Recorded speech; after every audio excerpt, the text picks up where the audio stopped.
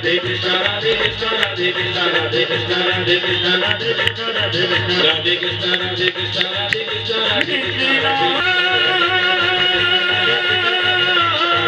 राधे कृष्ण हरे कृष्ण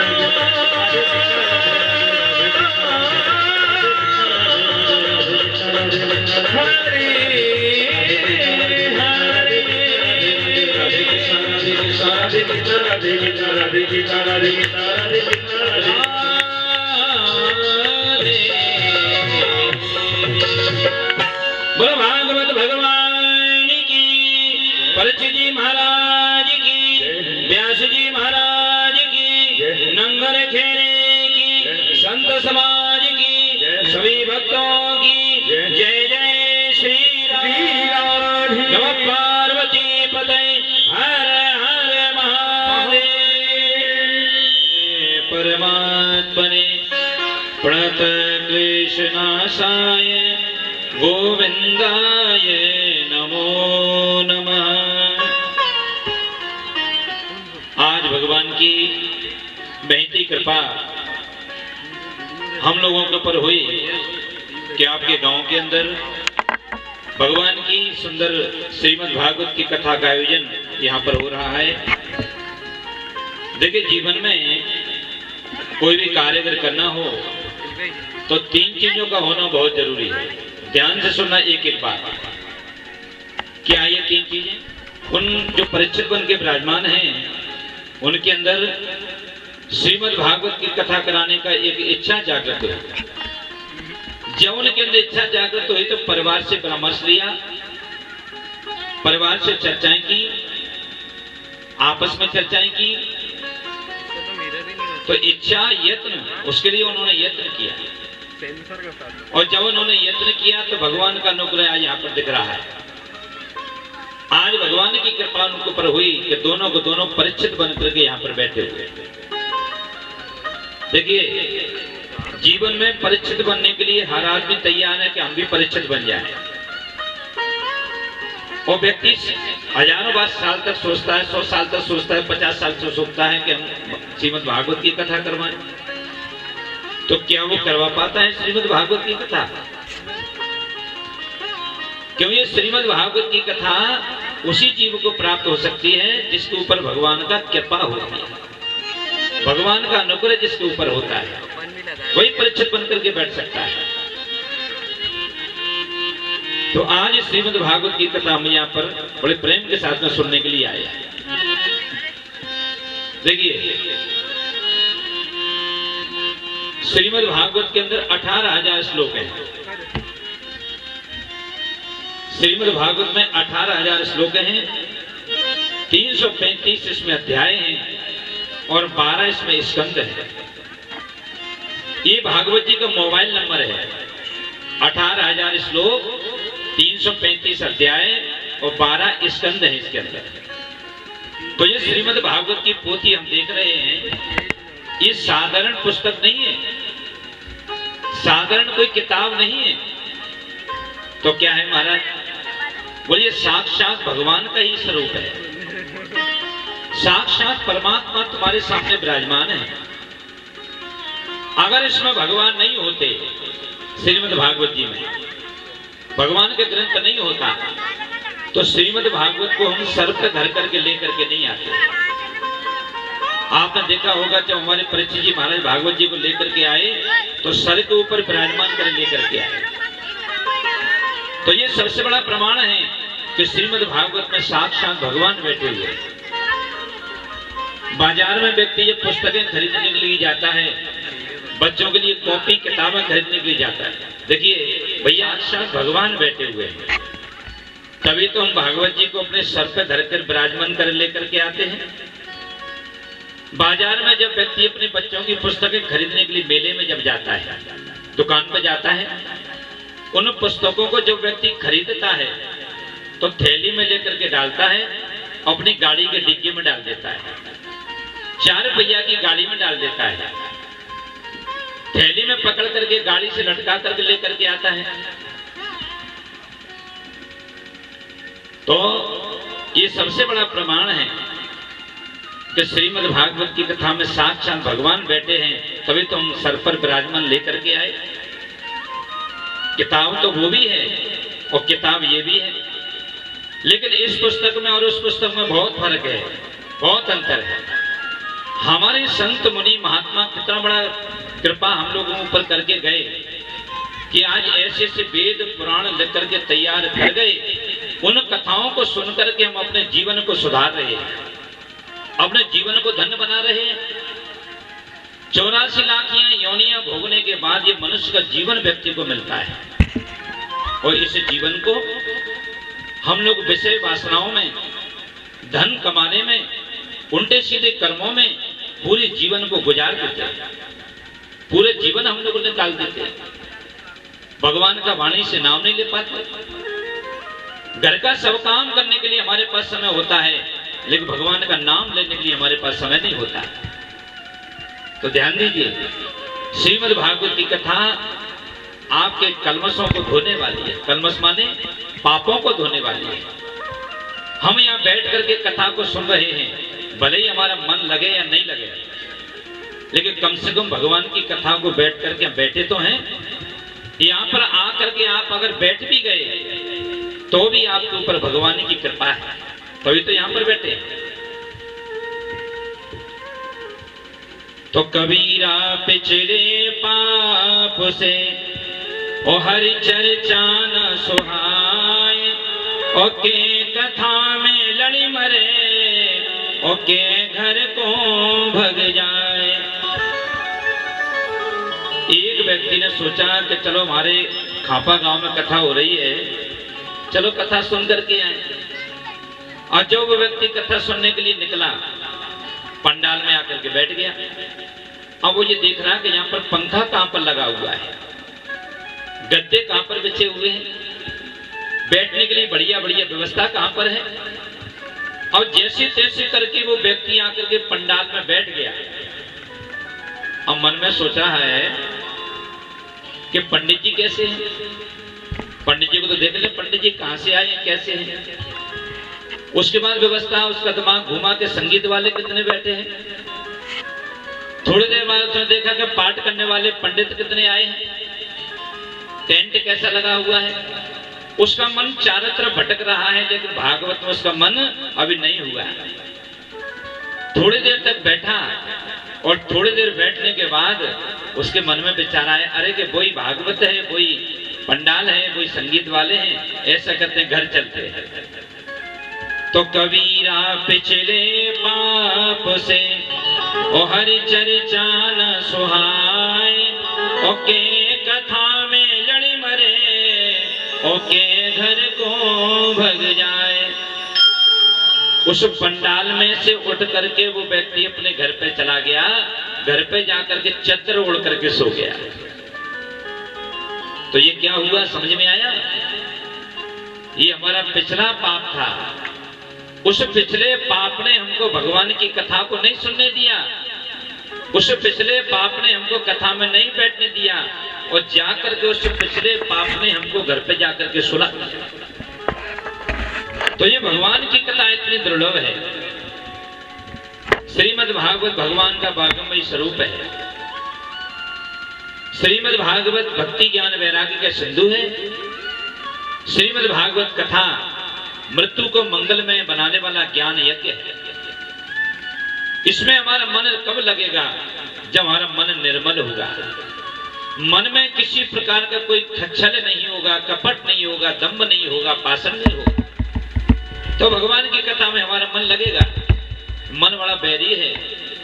व्यक्ति पंडाल में आकर के बैठ जरूर जाता है, लेकिन क्या सोचता है, घर पे पता नहीं क्या हो रहा होगा। सासू माँ अगर कथा सुन रही होंगी तो सोच रही होंगी बहू पता नहीं घर पे हलवा बना के तो नहीं खा रही गई। और बहू अगर घर यहाँ पर बैठी होगी तो बहुत सोच रही होगी सासू जी घर पे पता नहीं क्या कर रही होंगी। तो ये मन बड़ा बैरी है, इसलिए मन को हमको बार बार खींच करके लाना पड़ता है और भगवान से जोड़ना पड़ता है। तो देखिए, निर्मल मन जन सो मोए पावा, मोए कपट छल छेद न भावा। निर्मल मन जन सो मोय पावा और मोय कपट छल छिद्र न भावा। भगवान कह रहे हैं जग में रहकर जगदीश से मिलाने वाला ज्ञान ज्ञान यज्ञ है श्रीमद् भागवत की कथा।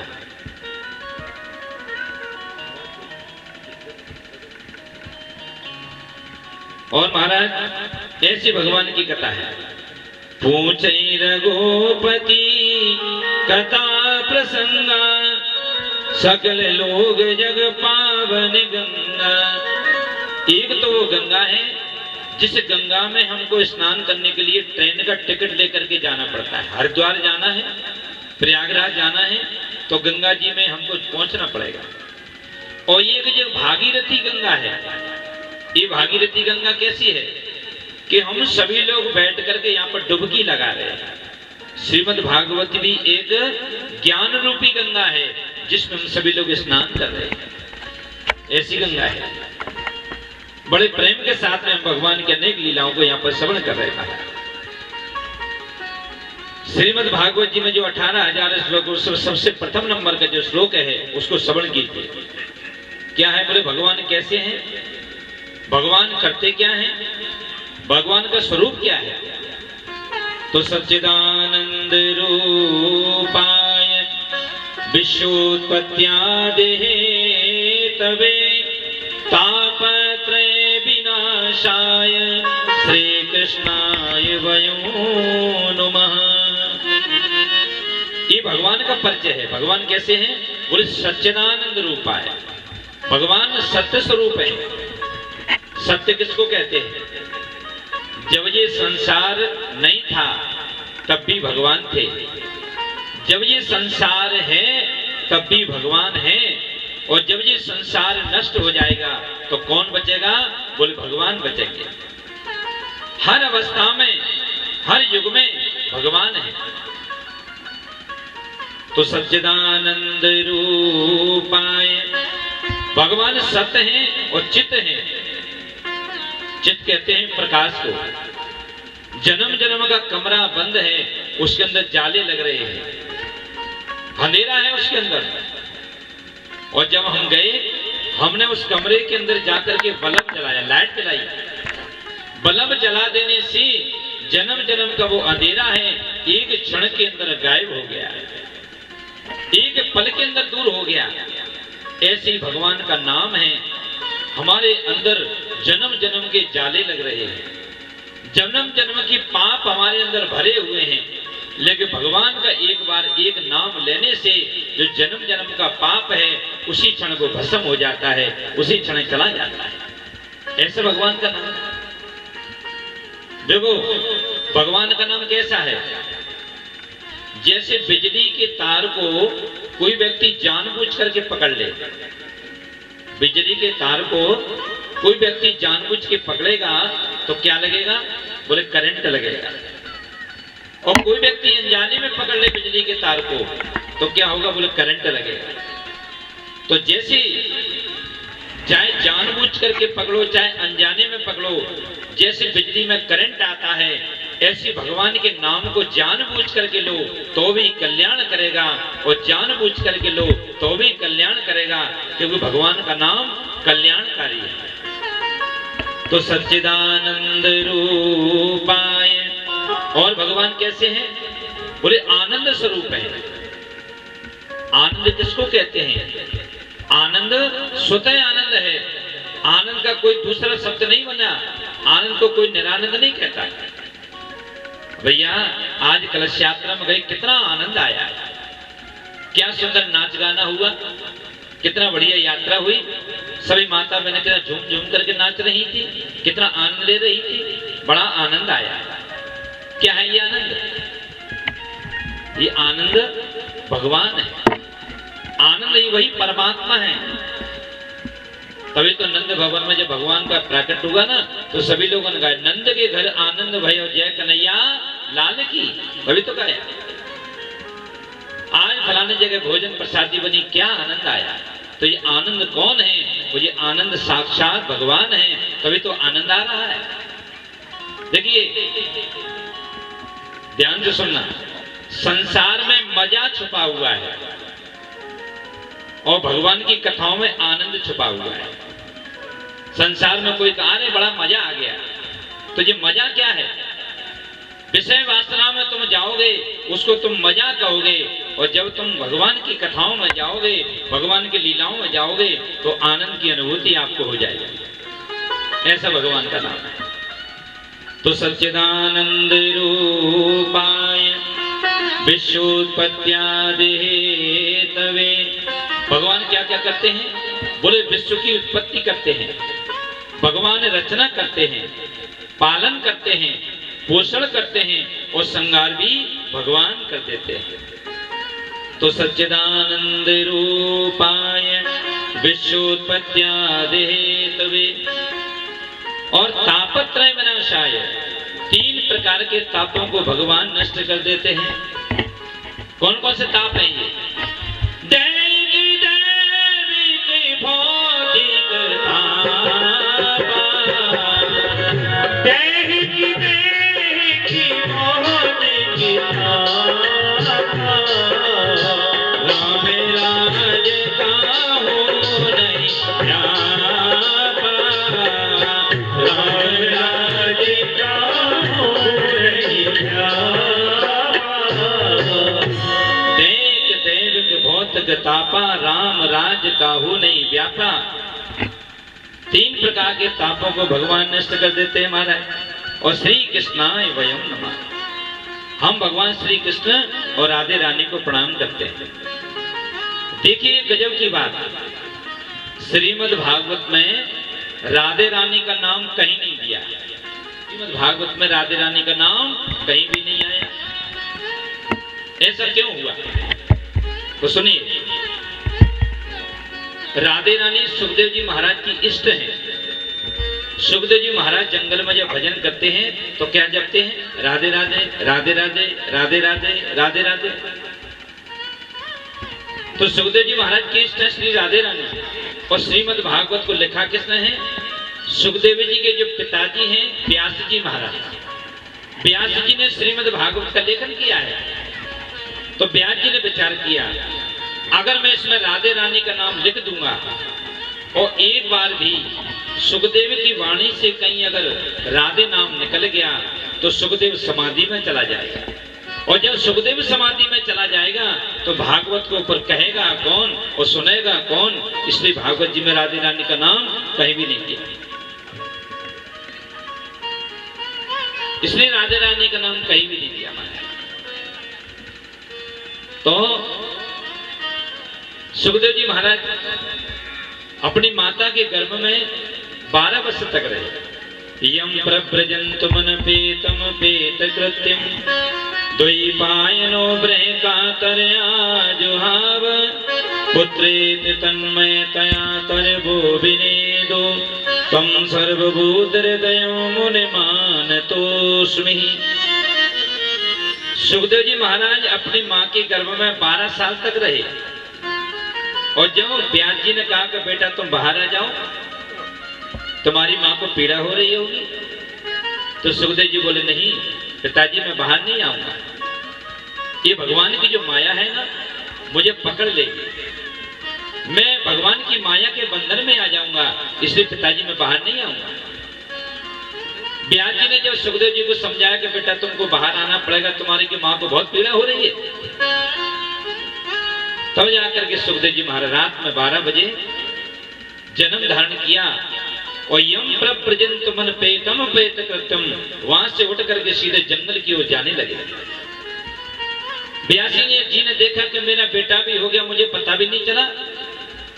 यम प्रव्रजन्तुमन पेतम पेत कृत्यम, दोनों पैरों को द्वारा चला जा रहा है। सुखदेव जी महाराज के लिए आवाज लगा रहा है, व्यास जी बेटा कहाँ जा रहे हो, बेटा कहाँ जा रहे हो, बेटा कहाँ जा रहे हो। बार-बार आवाज लगा रहा है। आम के बगीचे में कुछ आवाज आ रही थी, बेटा बेटा बेटा बेटा आवाज आ रही थी। आम के वृक्ष ये कहना चाहते हैं व्यास जी, आप अपने एक पुत्र को संसार को नहीं दे सकते? अरे हम लोगों से तो पूछिए, हम अपने पके हुए फल को संसार को दे देते हैं और ये संसार क्या करता है उन फलों का? उन फलों को लेकर के ये संसार काट काट करके खाता है। तो ब्यास जी आप अपने एक पुत्र को संसार को नहीं दे सकते? जब ये बात ब्यास जी महाराज ने सुनी तो ब्यास जी महाराज लौट करके आकर अपनी कुटिया पर आकर के उन्होंने विश्राम किया, वहां पर बैठ करके भगवान का नाम लिया। एक बात और देखिए आप गजब की, श्रीमद् भागवत के अंदर जो श्लोक लिखे गए हैं वो काले अक्षरों में लिखे गए। तो श्रीमद् भागवत में जो लेखन किया है वो काले अक्षरों में, लाल अक्षरों में नहीं लिखा गया, क्योंकि भगवान श्री कृष्ण का स्वरूप भी सांवला है। तो श्रीमद् भागवत में साक्षात श्री कृष्ण विराजमान है, तभी तो ये श्लोकों को काले अक्षरों में लिखा गया है। और इन श्लोकों की जो व्याख्या है, इन श्लोकों का जो अर्थ है वो साक्षात राधे रानी है।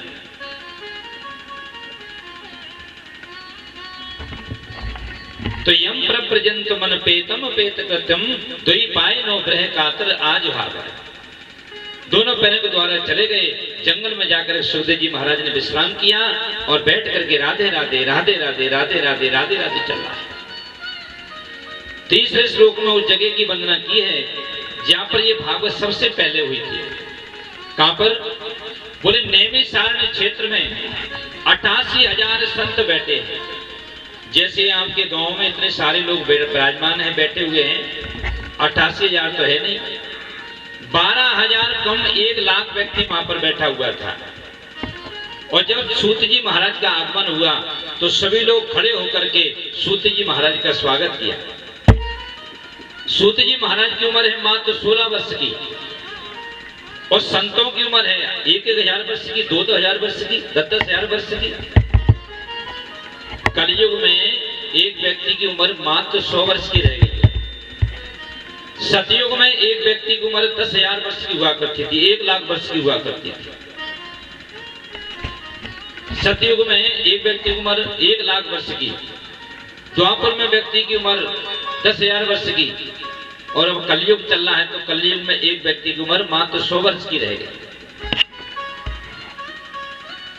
तो नैमिषारण्य क्षेत्र में सोनकादि ऋषि महाराज विराजमान हैं। सूत जी महाराज जैसे गए तो सभी लोगों ने खड़े होकर के उनका स्वागत सत्कार किया। सूत जी महाराज ने पूछा क्या बात है, आपकी उम्र इतनी है, आपने सबने खड़े होकर के मुझको प्रणाम कर रहे हो आप लोग? तो यहाँ पर बताया, बोले धन वृद्धा बल वृद्धा आयुर्वृद्धा तथैव च ते सर्वे विज्ञान वृद्धा किंकरा शिष्य किंकरा। देखिए, अगर कोई व्यक्ति धन में बड़ा है, उसके पास बहुत धन है, बहुत पैसा है, तो ये कोई बड़ी बात नहीं है, क्योंकि संसार में एक से एक लोग बड़े पैसे वाले पड़े हैं जिनकी कोई गिनती नहीं कर सकता। तो धन वृद्धा बल वृद्धा, और कोई व्यक्ति ये कहे कि मैं बहुत बलशाली हूं, मेरे पास बहुत ताकत है, तो ये भी उसकी भूल है, क्योंकि बल में भी संसार में एक से एक बड़े पड़े हैं। तो धन वृद्धा बल वृद्धा आयुर्वृद्धा तथैव च, और कोई व्यक्ति अगर ये कहे कि मैं आयु में बहुत बड़ा हूं, मेरी उम्र बहुत है, तो ये भी उसकी भूल है, क्योंकि संसार में उम्र वाले भी एक से बड़े पड़े हैं जिनकी कोई गिनती नहीं कर सकता है। ऐसे ऐसे संत महात्मा जंगलों में बैठे हुए हैं जिनकी उम्र हजारों वर्ष की है, तो उम्र की गिनती नहीं कर सकता कोई व्यक्ति। तो धन वृद्धा बल वृद्धा आयुर्वृद्धा तथैव च ते सर्वे विज्ञान वृद्धा किंकरा शेष किंकरा। ते सर्वे विज्ञान वृद्धा किंकरा शिष्य किंकरा। जो व्यक्ति ज्ञान में बड़ा होता है पूजा उसकी की जाती है। आपने देखा होगा हम लोगों में, अगर बेटा सोफा सेट पर बैठा हुआ है, बेटा पलंग पर बैठा है, तो पिताजी आ जाएं तो बेटे को खड़े होकर के अपने पिताजी के लिए जगह देना पड़ेगी, अपने पिताजी को उस स्थान पर बैठाना पड़ेगा। ये लौकिक धर्म है। और ज्ञानी लोगों में ज्ञानी लोगों में कोई ज्ञानी पुरुष अगर तुम्हारे घर पे आ जाए और ज्ञानी कोई महात्मा तुम्हारे घर पर आ जाए, तुम लोग उठकर उस ज्ञानी व्यक्ति को बैठा के उसको सम्मान देते हैं। तो धन वृद्धा बल वृद्धा आयुर्वृद्धा तथैव च ते सर्वे ज्ञान वृद्धा किंकराशीष किंकरा। ज्ञान में जो व्यक्ति बड़ा है उसी की पूजा की जाती है। सूत जी महाराज को तिलक किया, माला पहनाई और उनसे 5 प्रश्न किए हैं। 88,000 संत जो नेमी सारण्य में बैठे हैं, नेमी सारण्य इसका नाम कैसे पड़ा? एक बार सारे के सारे देवता मिल करके और ब्रह्मा जी के पास में गए। ब्रह्मा जी से जाकर के महाराज हमारे लिए कोई बढ़िया सी कोई सत्संग करने के लिए कोई स्थान बता दो। तो ब्रह्मा जी ने लेकर के अपना तीर लेकर के ऐसे छोड़ दिया और ब्रह्मा जी ने देवताओं से कहा तुम इसके पीछे पीछे चले जाओ, जहां पर ये तीर जाकर के रुक जाएगा वो जगह तुम्हारे लिए सत्संग के लिए सर्वोपरि होगी। उस तीर को छोड़ दिया, सारे देवता पीछे पीछे चले जा रहे हैं। ये तीर कहां पर पहुंचा? लखनऊ के पास सीतापुर जिले में। निमि माने तीर, अरण्य माने जंगल। उस जंगल में जाकर के ये तीर रुक गया, उस जगह का नाम पड़ गया नैमिषारण्य। नैमिषारण्य में 88,000 संत बैठे हुए हैं और वहां पर भगवान की कथा हो रही है। तो यहां पर उन्होंने 5 प्रश्न किए महाराज। कौन कौन से प्रश्न हैं? अज्ञान ध्वंस विध्वंस कोटि शूर शम प्रभा सूताख्यायी कथा सारम मम कर्ण रसायनम। अज्ञान ध्वंस विध्वंस कोटि शूर शम प्रभा सूताख्यायी कथा सारम मम कर्ण रसायनम। यहाँ पर सोनकाद ऋषि पूछते सूत जी महाराज से, प्रभु कथाएं तो बहुत हैं, हरि अनंत, हरि कथाएं अनंता, लेकिन हमको कोई ऐसी कथा सुनाइए जो हमारे कानों को प्रिय लगे, हमको सुनने में अच्छी लगे। ऐसी कथा हमको सुनाने की कृपा कीजिए और कथाओं का सार सार हमको सुनाइए, क्योंकि कथाओं को कोई जीवन भर कहना चाहे तो जीवन भर भगवान की कथाओं को कह नहीं सकता, लेकिन आप उनका सार सार हमको सुना दीजिए, इसके अलावा हमको और कुछ नहीं सुनना है।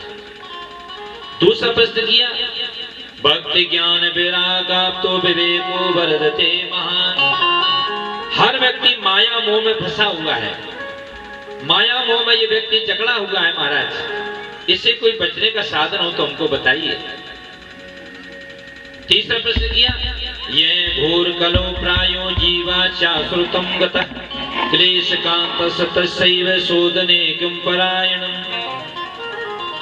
संसार में ऐसा कोई घर नहीं है, ऐसी कोई जगह नहीं है जहां पर झगड़ा ना होता हो। हर घर में झगड़ा मचा हुआ। यह घोर कलो प्रायो जीवाचा श्रुतम गतः क्लेश कांत सतसैव शोधने किम परायण। पति पत्नी में झगड़ा मच रहा है, भाई भाई में झगड़ा मच रहा है, पिता पुत्र में झगड़ा मच रहा है। ऐसी कौन सी जगह संसार में जहां झगड़ा नहीं है? हर जगह झगड़ा है। कोई तन दुखी, कोई मन दुखी, कोई धन बिन रहते उदास, और थोड़े थोड़े सब दुखी तो सुखी राम के दास। हर घर में झगड़ा है। कोई भी व्यक्ति छाती पे हाथ धर के ये नहीं कह सकता कि मैं सुखी हूं। चाहे तुम गरीब से पूछ लो, चाहे पैसे वालों से पूछ लो, चाहे राजा से पूछ लो, चाहे महाराजा से पूछ लो, उससे पूछे भैया सुखी हो, तुम्हें कोई घर में कोई कष्ट तो नहीं है? तो वो कहेगा महाराज तुम्हारी कृपा से मेरे घर में कोई कमी नहीं है, लेकिन एक कमी है। वो एक कमी हमारे सबके पास है। कौन सी कमी है वो? जब व्यक्ति किराए से रहता है ना, किराए के मकान में, तो क्या विचार करता मेरा घर का मकान हो जाए। अब भगवान ने ऐसी कृपा करी कि घर का मकान मालिक बन गया, घर का मकान बन गया। जब घर का मकान बना तो विचार करा कि 4 पहिए की गाड़ी भी होना चाहिए। भगवान ने उसकी व्यवस्था भी करवा दी, 4 पहिए की गाड़ी भी हो गई। अब विचार करता है कभी एक मंजिल मकान है ना, दूसरा मंजिल मकान बनना चाहिए। भगवान ने 2 मंजिल में मकान बनवा दिया, तो भी इस व्यक्ति को संतुष्टि नहीं है, तो भी भगवान से मांगता जा रहा है, मांगता जा रहा है, मांगता जा रहा है। भगवान अपने लिए क्या मांगते हैं? व्यक्ति अपने लड्डू गोपाल को भगवान में क्या खिलाता है? व्यक्ति 2 रेवड़ी सवेरे चढ़ाता है, 2 रेवड़ी संध्या को चढ़ाता है, और स्वयं बढ़िया मालपुए सूखता है, बढ़िया से बढ़िया माल खाता है। भगवान को क्या खिला रहा है? जो परमात्मा हमको सब कुछ दे रहा है, जिन भगवान ने हमको सब कुछ दिया है, उनके लिए हम क्या कर रहे हैं? हमने क्या किया उनके लिए? सुंदर काया हमको भगवान ने दी, पति पत्नी बच्चे दिए, मकान दिया, जमीन जायदाद दी, सुंदर शरीर दिया। हम भगवान को क्या दे रहे हैं? सब कुछ भगवान ने हमको दिया है। इसलिए भगवान का एहसान मानिए कि तुमने हमको जीव तो बना दिया, मनुष्य बना दिया। कहीं घोड़े बना देते, कुत्ते बना देते, जीव जंतु बना देते, तो ऐसे बैठ के भगवान की कथा सुन पाते क्या? भगवान की लीलाओं को सुन पाते क्या हम लोग? तो हम कितने बड़े भाग्यशाली हैं कि आज हम भगवान के अनेक लीलाओं को श्रवण कर रहे हैं। इसलिए बुरो लगे चैनो नो जी, जीवन भर व्यक्ति ये गुजारता है और अंत में जाकर के ये चला जाता है। बुरो लगे चैनो नो जी, नो जी, एक दिन गोनो नो जी। बुरो लगे चैनो नो जी, नो जी, एक दिन गोनो नो जी। बुरो लगे चैनो नो जी, नो जी, एक दिन गोनो नो जी। बुरो लगे चाहे नो जी, नो जी, एक दिन गोनो नो जी। बुरो लगे चाहे नो जी, नो जी, एक दिन गोनो नो जी। बुरो लगे चाहे नो जी, नो जी, एक दिन गोनो नो जी। रानी की सेवा करते रहिए। जय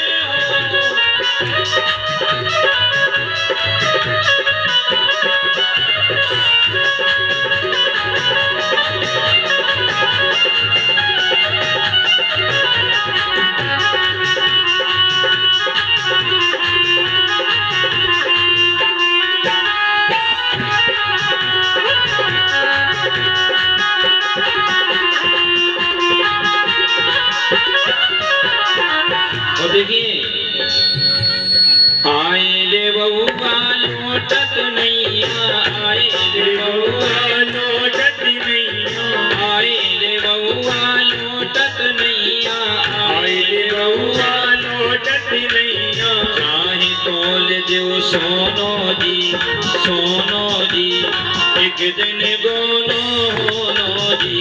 चाहे तोल देव सोनो जी, सोनो जी, एक दिन गोनो नो जी। बुरो लगे चाहे नो जी, नो जी, एक दिन गोनो नो जी।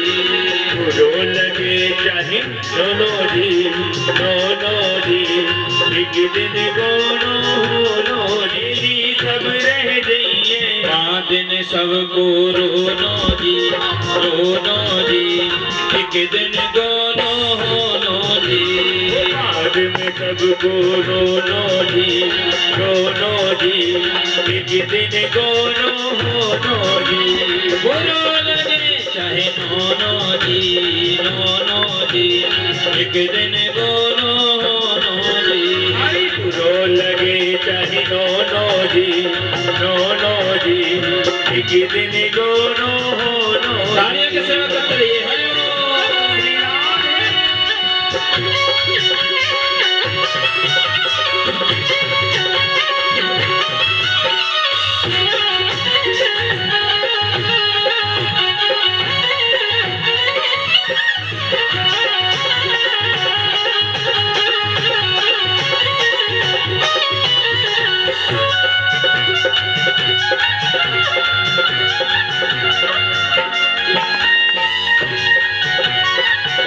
कबीर सुनो भाई साधो, कहते कबीर सुनो भाई साधो, कहते कबीर सुनो भाई साधो, कहते कबीर सुनो भाई साधो। देखिए होता क्या है, अरे ले चल होनो जी,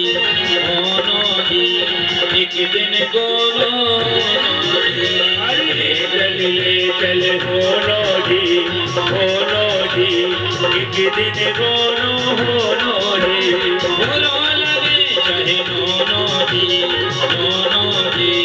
एक दिन गोनो जी, बुरो लगे चाहे नोनो जी,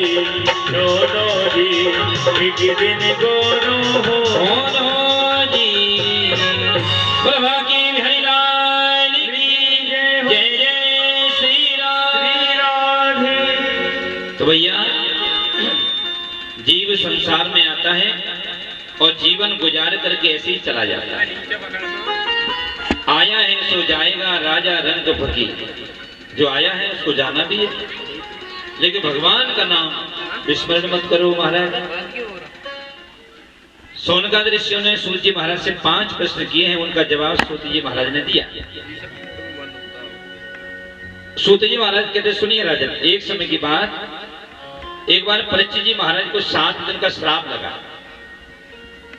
और ये श्राप परीक्षित जी महाराज को जब लगा तो परीक्षित जी महाराज ने अपना महल छोड़ करके, पत्नियों को छोड़ करके और बच्चों को त्याग करके सीधे सुखताल में पहुंचे। सुखताल में जाकर के परीक्षित जी महाराज की भेंट सुखदेव जी महाराज से हो गई। तो सुखदेव जी महाराज ने परीक्षित जी महाराज को 7 दिन की श्रीमद् भागवत की कथा को सुनाया था। 7 दिन की भागवत सुनाई थी, और जब सुखदेव जी महाराज परीक्षित जी को कथा सुना रहे थे, उसी समय स्वर्ग से देवता अमृत का कलश लेकर के बीचों बीच आ गया। और जब देवता अमृत का कलश लेकर के आए तो देवता बोले परीक्षित जी से, महाराज एक काम करो, इस अमृत को आप पी लो, आप मरोगे नहीं। अब परीक्षित जी महाराज सोच रहे हैं कि ये देवता आए तक तो मेरे पास आए नहीं, आए अचानक आए, हम मुझसे कहने के तुम अमृत पी लो। तो परीक्षित जी ने कहा, मैं अपने गुरुदेव भगवान से पूछ रहा हूँ, अगर 17 साल पहले जाइए, इतनी भागवत की कथाएं कहीं नहीं होती थी। एक आध कथा सुनने के लिए बड़ी मुश्किल से व्यक्ति को प्राप्त हो पाती थी, और जो व्यक्ति एक बार भागवत करा लेता था उसका बड़ा नाम हो जाता था, फलाने व्यक्ति ने भागवत कराई, क्योंकि भागवत कोई छोटी मोटी बात नहीं थी। और अब इस समय हर गली, हर मोहल्ले, हर गांव में कथा हो रही है। इसी प्रकार से रामचरितमानस को भी व्यक्ति नहीं जानता था पहले। जब रामचरितमानस किसने लिखा है? बोले वाल्मीकि जी ने लिखा है।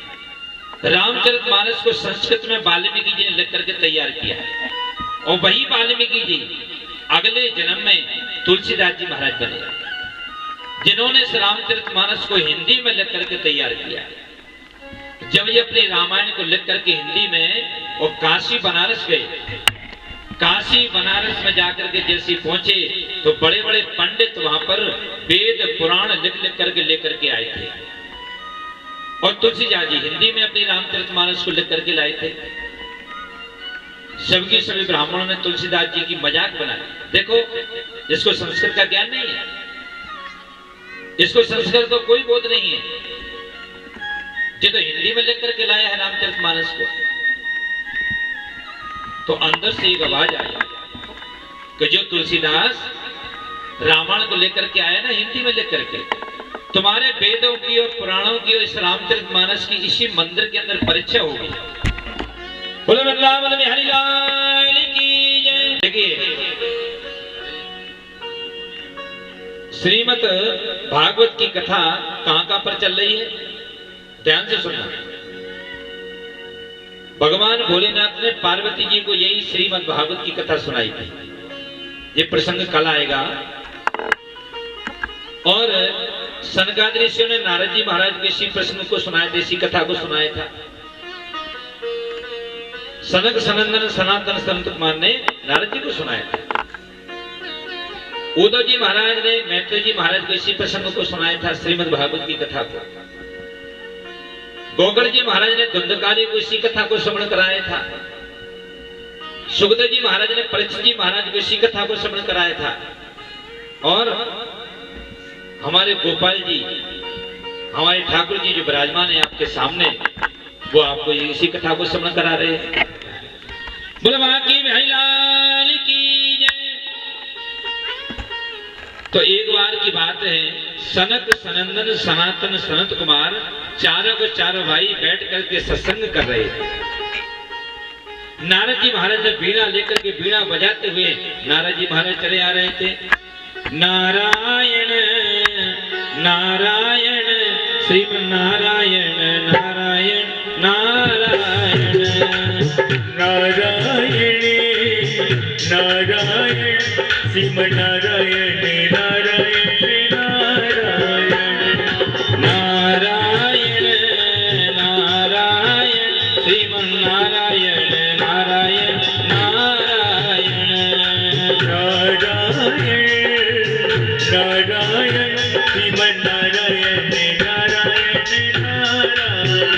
श्रीमन नारायण नारायण नारायण श्रीमन नारायण नारायण नारायण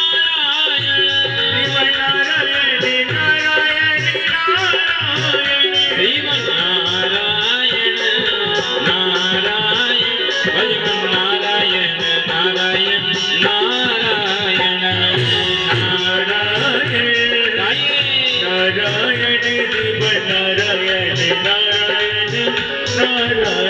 श्रीमन नारायण नारायण नारायण श्रीमन नारायण नारायण नारायण बाबा की महिलाल की। तो देखिए, सनक सनंदन सनातन सनत कुमार चारों के चारों भाई एक बार बैठे हुए थे। नारद जी नारायण नारायण नारायण नारायण कहते हुए चले आ रहे थे। तो नारद जी बड़े जोर से दौड़े हुए चले जा रहे थे। तो सनकादियों ने पूछा, अरे नारद जी क्या बात है? एकदा ही विशालायां चत्वार ऋषयो मला सत्संगार्थं समायाता सुस्तत्र नारदम। अरे नारद जी, इतनी तेज गति से दौड़े हुए तुम कहां से आ रहे हो, कहां जा रहे हो? ये कौन पूछ रहा है? सनकादिक ऋषि पूछ रहे नारद जी महाराज से। एकदा ही विशालायाम चत्वार ऋषियों मला, कहां से आ रहे हैं महाराज, कहां जा रहे हो? तो नारद जी बोले, क्या बताएं महाराज, हम तो सत्संग करने के लिए घूम रहे थे। हमने सोचा सत्संग के लिए सबसे उचित जगह कहां पर होगी, जहां पर बैठ करके भगवान की कथाएं सुनी जाए, भगवान की अनेक लीलाएं सुनी जाए। कथम ब्रह्मान दीन मुख कुतश्चान्तरो भवान त्वरितुम गम्यते कुतश्चागमनो तव। कथम ब्रह्मान दीन मुखम, तुम कहां से आ रहे हो, कहां जा रहे हो, अपना परिचय दो। तो नारद जी बोले, प्रभु मैं काशी बनारस गया, मैं रामेश्वरम गया, लेकिन मुझे तीर्थों में शांति नहीं मिली। बोले तीर्थों में शांति नहीं मिली? अरे नारद जी, तुम कैसी उल्टी बातें करते हो? अरे व्यक्ति तो अपने गांव से उठ करके, शहर से उठ करके तीर्थों में जाता है स्नान करने के लिए, और तीर्थों में शांति ढूंढने के लिए जाता है, स्नान करने के लिए जाता है। तुम कह रहे हो कि तीर्थों में शांति नहीं मिली, ये कैसे कह सकते हो तुम? तो नारद जी बोले, प्रभु यही मैंने देखा है। वहां पर मैं प्रयाग गया, काशी गया, हरि क्षेत्र, कुरुक्षेत्र में सब जगह गया, मुझे शांति नहीं मिली कहीं पर भी। बड़े बड़े बंगले बन गए वहां पर, बड़े बड़े आश्रम बन गए तीर्थों में, और तीर्थों की व्यवस्था धीरे धीरे बिगड़ती चली जा रही है, ये नारद जी कह रहे हैं। जब मेरा तीर्थों में कहीं पर भी मन नहीं लगा, तो मैंने सोचा कि मैं गृहस्थी के लोगों में चलता हूँ, जहाँ पर घर वाले लोग रहते, पति पत्नी रहते, उनके घर में मुझे शांति मिलेगी। तो तीर्थों से उठ करके मैं आया, और मैं जाकर के घर वाले गृहस्थी मार्ग में गया। और जब मैं गृहस्थी मार्ग में गया तो वहां क्या देखा? तरुणी प्रभुता गे शाल को बोधदायक। बोले महाराज, वहां पर मैंने देखा तरुणी प्रभुता गे है, तरुणी मारे घरों में नई बहुओं का चलावा हो गया, सासू माँ को कोई नहीं पूछता है, अपने माता पिता से नहीं पूछेंगे, तो क्या करेंगे? बोले साले साहब को फोन लगाएंगे और साले साहब से कहेंगे भैया तुम बता दो कौन सी गाड़ी खरीद लूं, तुम बताओ कौन सा खेत खरीद लूं, तुम बताओ कौन सा मकान खरीद लूं। अपने भाई से अपने पिताजी से कोई नहीं पूछ रहा है, अपने साले साहब से सलाह ली जा रही है। तरुणी प्रभुता गे शाल को बोधदायक, साले बुद्धि देने वाले बन गए।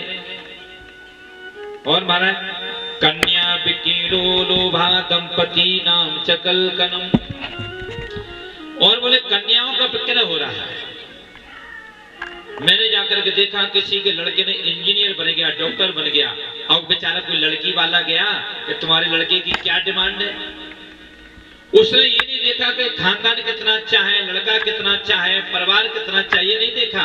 वो कहता है भैया डिमांड है, कितना दे सकते हो तुम। तो ये बात कौन कह रहा है? नारद जी महाराज कह रहे हैं सनकादियों से, प्रभु मैंने संसार में जाकर के ये देखा कि कन्या विक्रयो लोभा दंपति नाम चकल कनम, कन्याओं का विक्रय हो रहा है, कन्याओं का सौदा हो रहा है। और दंपति नाम चकल कनम, पति पत्नी में झगड़ा मचा हुआ है, छोटी छोटी सी बातों पर झगड़ा मचा हुआ है। 24 घंटे में छोटी छोटी बातों पर खटपट थोड़ी हो ले गई थी, वो अकेली थी घर में, चाय नाश्ता लेकर के आई।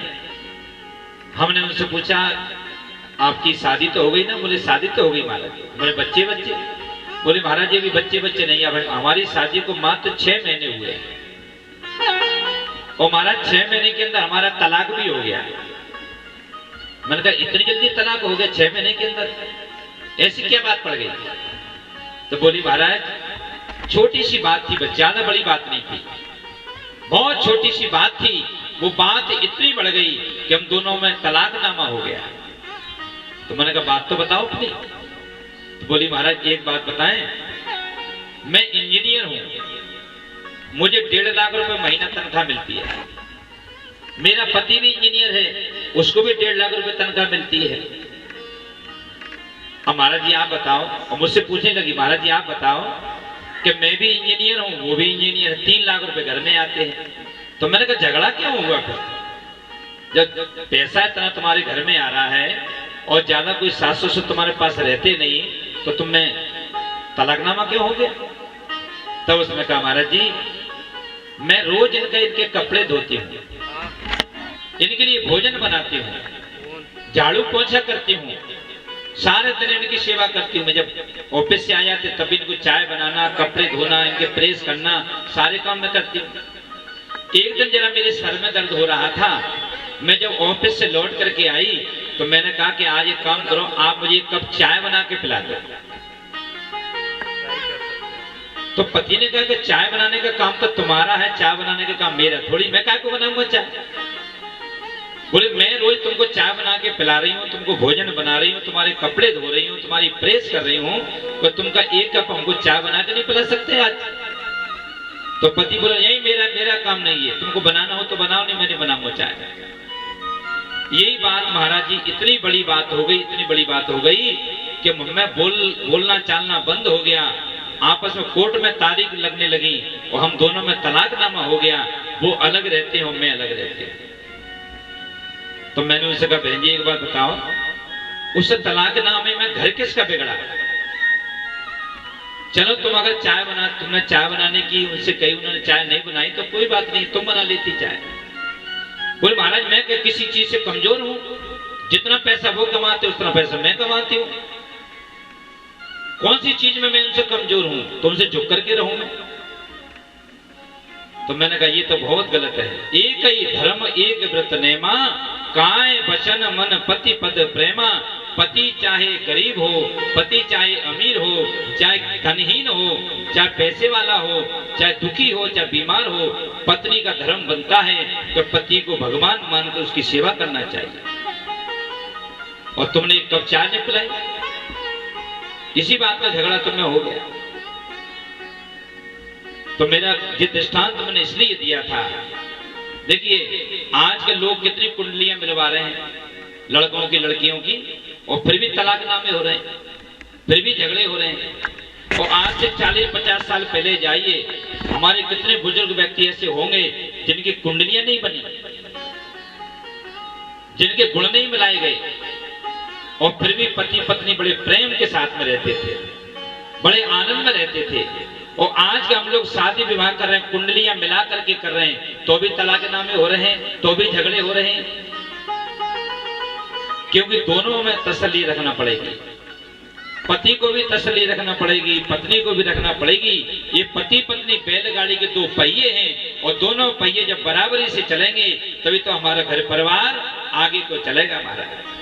इसलिए मेरा निवेदन है, कृपया शांति से बड़े प्रेम के साथ में अपने जीवन की गाड़ी को निकालिए।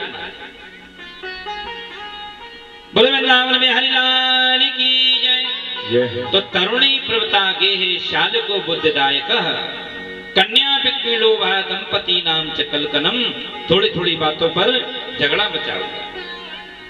नारद जी महाराज, तुम तो बड़े प्रेम के साथ में रहते हो, फिर भी तुम इतने दुखी लग रहे हो। नारद जी बोले, वहां से उठ करके सीधा फिर मैं वृंदावन चला गया, मेरा मन कहीं नहीं लगा। वहां से उठ करके जब मैं सीधा वृंदावन में गया तो वृंदावन में मैंने क्या देखा, यमुना जी के किनारे से एक स्त्री वहां पर बैठी थी, उसके बगल में दो पुत्र लेटे हुए थे। मैंने देखा और मैंने पूछा, देवी जी आप कौन हैं? तो बोली, महाराज मेरा नाम भक्ति है। तो ये दोनों कौन है तुम्हारे बगल में जो लेटे हुए हैं? बोले, ये एक का नाम ज्ञान है और एक का नाम वैराग्य है। एक का नाम ज्ञान है, एक का नाम वैराग्य। अहम भक्ति रीति ख्याता एमो में तो नहीं मतो ज्ञान वैराग्य नामानव काल योगी ने जर्जरो। मेरा नाम भक्ति है, इन दोनों का नाम ज्ञान वैराग्य है। तो यहां क्यों पड़ी हो? बोले, कारण एक है, कर्नाटक में मैं पैदा हुई, देश विदेशों में घूमती घूमती घूमती घूमती जैसे मैं वृंदावन में आई तो मैं जवान हो गई, और दोनों को दोनों मेरे बच्चे बूढ़े हो गए। यही मेरे दुख का कारण है। मेरी आंखों के सामने मेरे दोनों को दोनों बच्चे बूढ़े हो गए, बल्कि माता के सामने दोनों को दोनों बच्चे जवान होते हैं, और जवान बच्चों के सामने माँ वृद्ध होती है। लेकिन यहां पर आकर के उल्टा हो गया हमारा, मेरे बच्चे बूढ़े हो गए और मैं जवान हो गई। ये मेरे दुख का कारण है। अहम भक्त रीति ख्याता इमो में तनयो मतो ज्ञान वैराग्य नामान काल योगीन जर जरो उत्पन्ना दिवड़े साबद्ध कर्नाटकम गता। यही मेरे दुख का कारण है प्रभु, अब मैं क्या करूं? तो नारद जी ने कहा, तुम चिंता मत करो, जो मेरे पास उपाय है वो मैं उपाय तुमको बताऊंगा, उससे तुम स्वस्थ हो जाओगे। नारद जी ने क्या किया? नारद जी महाराज ने भक्ति महारानी के कान में वेदों को सुनाया, पुराणों को सुनाया, ज्ञान वैराग्य सुना दिए, गीता सुना दी, महाभारत सुना दिया, मैंने सबको सुना दिया, और तो भी ये जागते ही नहीं है। ऐसा क्या बात है? जयति जयति माया यस कायादवस्ते वचन रचन में गम केवलम चाकलय्ये ध्रुवपतिमपयातो यत्कृपातो ध्रुवोम सकल कुशल पाते ब्रह्मपुत्र नतास्मि। नारद जी महाराज कह रहे हैं, प्रभु मैंने उनको बार बार उनके कान में ज्ञान वैराग्य के कान में सब कुछ सुना दिया। अच्छा देखिए, वृंदावन में भक्ति जवान है, वृंदावन में भक्ति जवान है। क्यों? कोई अगर रिक्शे वाला भी हो ना और कोई सामने से आ जाए तो क्या कहता है? राधे राधे राधे राधे। कोई झाड़ू लगा रही हो कोई स्त्री और कोई सामने से आ जाए तो क्या कहेगी? राधे राधे राधे राधे। कोई ये नहीं कहता कि भैया बगल से हट जाना, मुझे निकलना है, बगल से हट जा, मुझे झाड़ू लगाना है, कोई ये नहीं कहता। तो क्या कहता है? बोले राधे राधे राधे राधे। क्यों?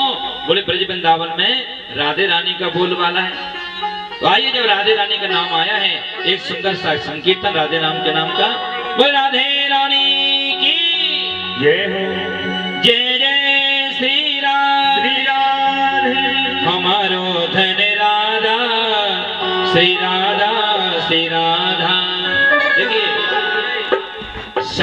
तीन चीजों से मिलकर के पूरा माना जाता है, गायन, वादन और नृत्य।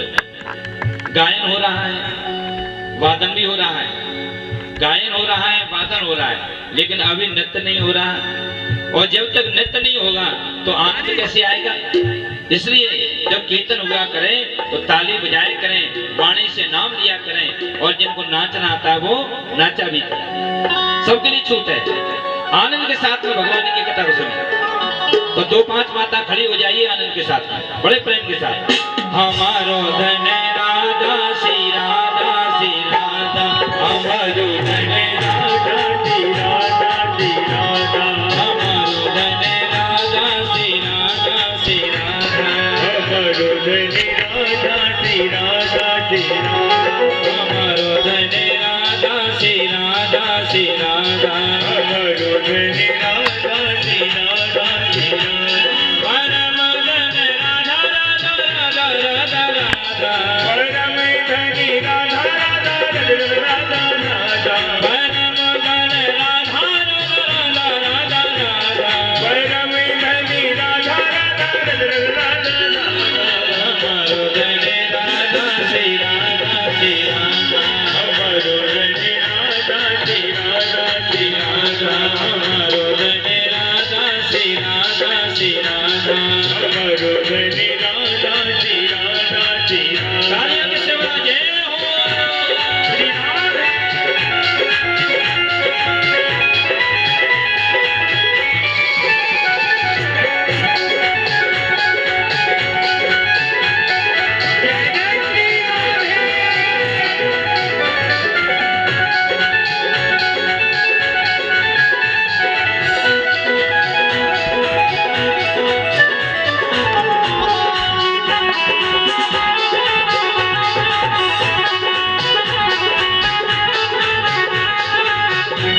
बरसाने वाली राधा राधा राधा राधा राधा, बरसाने वाली राधा राधा राधा राधा राधा, हम सबकी प्यारी राधा राधा राधा राधा राधा, हम सबकी प्यारी राधा राधा राधा राधा राधा, विश्वान दुलारी राधा राधा राधा राधा राधा, विद्वान दुलारी राधा राधा राधा राधा राधा, हमारो धन राधा जय श्री राधे हमारो धन राधा श्री राधा श्री राधा, हमारो धन राधा श्री राधा श्री राधा, हमारो धन राधा श्री राधा श्री राधा, राधा मेरी स्वामिनी, मेरा देखो दास, जन्म जन्म मोए जियो, श्री वृंदावन हमारो धन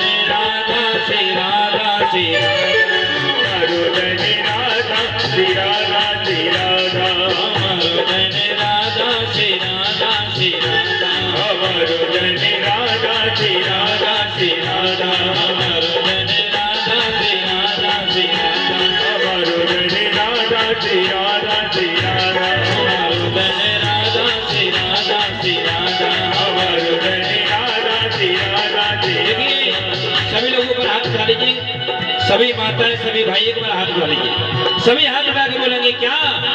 राधा राधा राधा राधा राधा राधा राधा राधा